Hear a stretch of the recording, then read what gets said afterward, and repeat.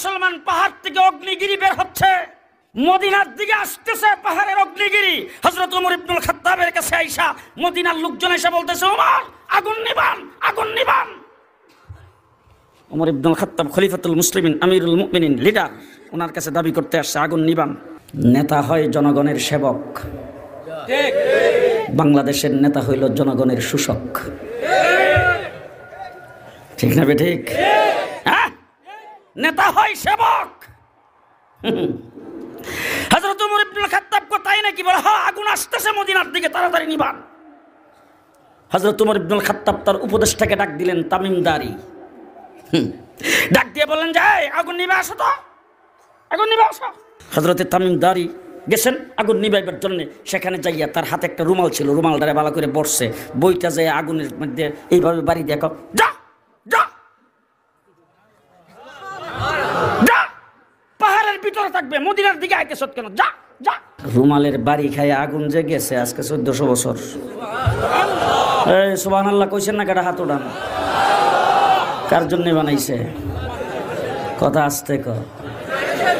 মদিনাতে ভূমিকম্প শুরু হয়েছে, জমিনটা খালি লড়ছে। হযরত ওমর ইবনুল খাত্তাবের হাতে লাঠি ছিল, লাঠি দিয়ে আঘাত করে থাম থাম।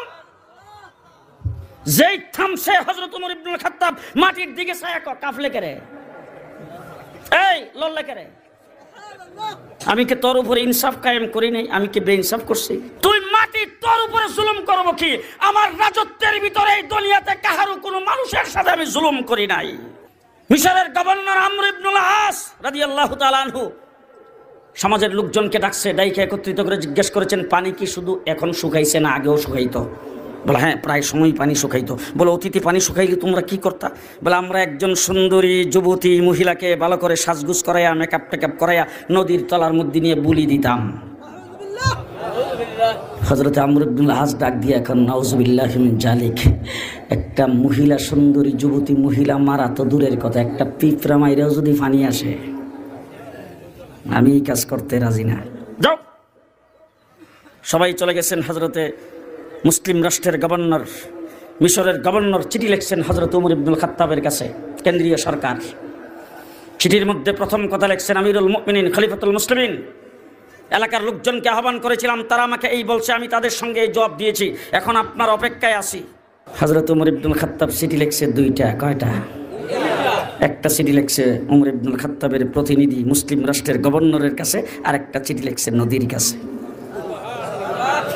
এই ওয়াজ এখন আমাদের দেশের নেতা নেত্রীরা শুনলে বলবে যে মৌলবীর মাথা কি পরিমাণে খারাপ হয়েছে দেখো। সিলেটের ডিসি তো কথা শুনে না, আর সুরমা নদীর পানি শুনবে কেমনে? শাহজালালের কথা শুনছে, তোমরার কথা শুনবে না। ঘুমাই গেছে? হ্যাঁ, শাহজালালের কথা শুনছে, তোমাদের কথা শুনবে না। সমস্ত নৌকাগুলিকে রিজার্ভ করে বন্ধ করে দেওয়া হয়েছে, শাহজালাল যেন পার না হইতে পারে। শাহজালাল তার সাথীদেরকে ডাক দিয়া কয়, নামাজের মুসল্লা বিছা। সুবহানাল্লাহ কয় না? কিসের নৌকা, কিসের ব্রিজ আর কিসের সাঁকু? নামাজের মুসল্লা বিছা।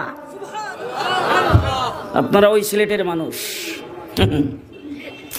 হযরত ওমর ইবনুল খাত্তাব চিঠি লিখছেন দুইটা। একটা চিঠি লিখছেন গভর্নরের কাছে, গভর্নর সাহেব সঠিক জবাব দিয়েছেন, এই জন্য আপনাকে ধন্যবাদ।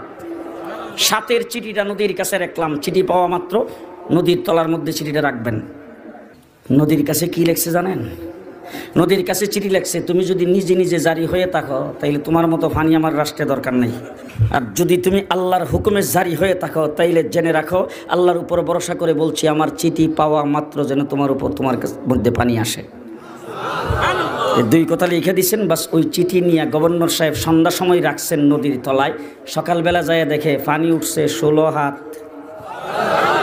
এই সুবহানাল্লাহ কইছেন না? কাটা হাত উঠান। 16 হাত। বুজুর্গানে দিন লেখছেন, এই যে 1400 বছর হয়ে গেল আজকে, উমরের চিঠি পায়া যে নীল নদীতে পানি আসছিল, আজ পর্যন্ত কোনোদিন শুকাই নাই, কিয়ামত পর্যন্ত শুকাবে না। কার জন্য বানাইছে? যে দুনিয়ার সব কিছু আল্লাহ পাক মানুষে বানাইছে। বাতাস বানাইছে মানুষের জন্য।